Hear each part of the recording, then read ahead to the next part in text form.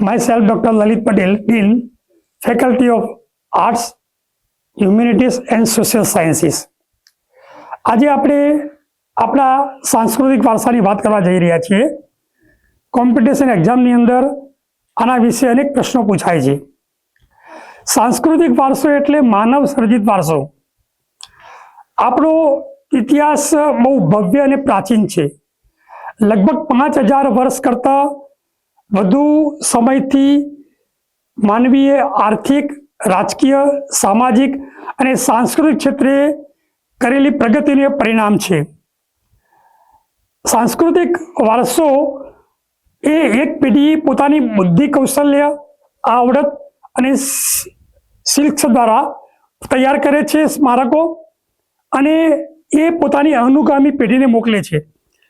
અનુગામી પેઢી પોતાની બુદ્ધિશક્તિ, આવડત અને કલા કૌશલ્યનો ઉમેરો કરીને એ આગળની પેઢીને આપે છે. આ રીતે જે પરંપરા જળવાય છે એને આપણે વારસા તરીકે ઓળખીએ છીએ. સામાન્ય રીતે સાંસ્કૃતિક વારસાની અંદર આપણે જે ઇમારતો છે, વાસ્તુ, મહેલો, ગુંબજો, પ્રાચીન સ્મારકો, પુરાતત્વીય સ્થળો અને પુરાતત્વ દ્વારા ઉત્ખનન કરાયેલા અનેક સ્થળોનો સમાવેશ થાય છે. ભારતની વાત કરીએ તો મૌર્ય સમયનો સાંચીનો સ્તૂપ, એ સિવાય સારનાથનો સ્તંભ કે જેની ટોચ ઉપર 6 શિવો છે, જે આપણા રાષ્ટ્રીય પ્રતીકો છે. કોણાર્કનું સૂર્ય મંદિર છે. અહમદશાહના સમયની સીદી સૈયદની જાળી છે. એ સિવાય અનેક મકબરાઓ છે. હુમાયુનો મકબરો, દિલ્હીનો લાલ કિલ્લો કે જ્યાંથી આપણા રાષ્ટ્રીય પર્વોની ઉજવણી કરીએ છીએ, એવા અનેક સ્મારકો ભારતની અંદર વિદ્યમાન છે. ભારત પ્રાચીન સમયથી શિલ્પ સમૃદ્ધિથી ધરાવતો દેશ છે, અને કેન્દ્ર સરકાર અતુલ્ય ભારત નામના કાર્યક્રમ દ્વારા ભારતની આ શિલ્પ સમૃદ્ધિને ઉજાગર કરે છે. ખાસ કરીને આપણે સાંસ્કૃતિક વારસાની વાત કરીએ તો આપણો જે યુનાઇટેડ નેશન છે એની એક પેટા સમિતિ છે UNESCO, United nation for education, social and cultural committee. એના દ્વારા સમગ્ર વિશ્વની અંદર આવા જે ઐતિહાસિક દ્રષ્ટિએ મહત્વ ધરાવતા હોય, વૈજ્ઞાનિક દ્રષ્ટિએ મહત્વ ધરાવતા હોય એવા સ્થળોને વૈશ્વિક સ્થળો તરીકે જાહેર કરે છે. યુનેસ્કોએ 2025 સુધીમાં સમગ્ર વિશ્વના 170 દેશોના 1268 જેટલા સ્થળોને વૈશ્વિક સ્થાનો તરીકે જાહેર કર્યા છે, જે આપણી વિરાસત છે. જેમાં 972 જેટલા સાંસ્કૃતિક વિરાસતો છે, 235 જેટલી પ્રાકૃતિક વિરાસતો છે, અને 42 જેટલી આપણી મિશ્ર સ્વરૂપની વિરાસતો છે. ભારતની અંદર આવા સાંસ્કૃતિક વિરાસતના 44 જેટલા સ્થાનો 2025 સુધીમાં અસ્તિત્વ ધરાવે છે. ગુજરાતની વાત કરીએ તો આવા 4 સ્થળોને વિશ્વ વિરાસત તરીકે યુનેસ્કોએ જાહેર કરેલા છે. 2004માં ચાંપાનેર, 2014માં અનિલપુર પાટણની રાણીની વાવ, 2017માં અમદાવાદ, અને 2024ની અંદર હડપ્પીય નગર ધોળાવીરાને આપણી વિશ્વ વિરાસત તરીકે જાહેર કરેલી છે.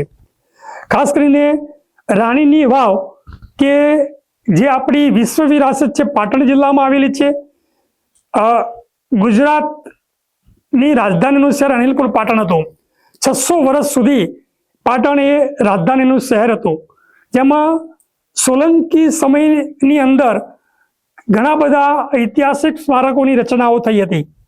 એ રચનાઓમાં જોઈએ તો ભીમદેવ પહેલાનું મોઢેરાનું સૂર્ય મંદિર, રાણી ઉદયમતીએ બંધાવેલી પાટણની રાણીની વાવ, દુર્લભ રાજે બંધાવેલ સહસ્ત્રલિંગ સરોવર, સિદ્ધરાજ જયસિંહનું વડનગરનું કીર્તિ તોરણ, અને આપણા સિદ્ધપુરની વાત કરીએ તો રુદ્ર મહાલય એ આપણી ઐતિહાસિક સ્મારકો છે, જે વિશ્વ વિરાસતમાં સ્થાન પામવાની લાયક છે. 2014ની અંદર પાટણની રાણી વાવને વિશ્વ વિરાસત તરીકે સ્થાન મળ્યું. આ રાણીની વાવ એ 11મી સદીમાં રાજા ભીમદેવ પહેલાની પત્ની ઉદયબંધીએ બંધાવી હતી. આ એટલા માટે ખૂબ મહત્વની છે કે ઘણી બધી સ્મારકો એ જમીનની ઉપર છે. આ એક વાવ એવી હતી કે જમીનની અંદર 7 મજલા સુધી બંધાયેલી હતી. કોઈ કારણથી એ સોલંકી સમયમાં નષ્ટ થઈ હશે, પરંતુ 1986 પછી એ પુરાતત્વ ડિપાર્ટમેન્ટે ખોદીને એને બહાર કાઢી છે. એના 7 મજલા હતા, અત્યારે હાલ 5 મજલા વિદ્યમાન છે. આ વાવ પૂર્વથી પશ્ચિમ તરફ જોઈએ તો એ 65 મીટર જેટલી લાંબી છે, લગભગ 20 મીટર જેટલી પહોળી છે અને 28 મીટર જેટલી એ વાવ ઊંડી છે. વાવના 4 પ્રકારો શિલ્પશાસ્ત્રમાં વર્ણવ્યા છે, જેમાં જયા, વિજયા, ભદ્રા અને નંદા. તો આ વાવ એક સામાન્ય રીતે નંદા પ્રકારની હોય એવું માલુમ પડે છે અને આ પ્રકારો એના પ્રવેશદ્વારના આધારે નક્કી થતા હોય છે. વાવની વાત કરીએ તો એના જે પગથિયા ઉતરતા જે ક્રમશઃ એક પછી એક માળ આવે છે, એના ઉત્તર તરફના પડકાર અને દક્ષિણ તરફ પડકારમાં 300 કરતાં વધારે શિલ્પો છે અને આ વાવની અંદર 300 કરતાં વધારે એના સ્તંભો આવેલા છે. શિલ્પોની વાત કરીએ તો એમાં શૈવ સંપ્રદાયના છે, વૈષ્ણવ સંપ્રદાયના છે અને શક્તિ સંપ્રદાય શિલ્પો પણ એમાં બિલકુલ સરસ રીતે કલાકારોએ બનાવ્યા છે. શૈવ સંપ્રદાયમાં શિવ પરિવાર છે, ગણેશ પરિવાર છે, પાર્વતીની મૂર્તિ છે. વૈષ્ણવની વાત કરીએ તો વિષ્ણુના 24 સ્વરૂપો આ વાવમાં અસ્તિત્વ ધરાવે છે. એ 24 સ્વરૂપો આપણે જાણીએ છીએ કે શંખ, ચક્ર, પદ્મ અને ગદા એના આયુધોના આકારે એ નામ નક્કી થતા હોય છે. એ બધા જ સ્વરૂપો આ રાણી વાવમાં અસ્તિત્વ ધરાવે છે. એ સિવાય દશાવતારની મૂર્તિઓ છે, એમાં રામ, બલરામ, કલ્કી, બુદ્ધ, નૃસિંહ આ બધા અવતારો એમાં અસ્તિત્વ ધરાવે છે.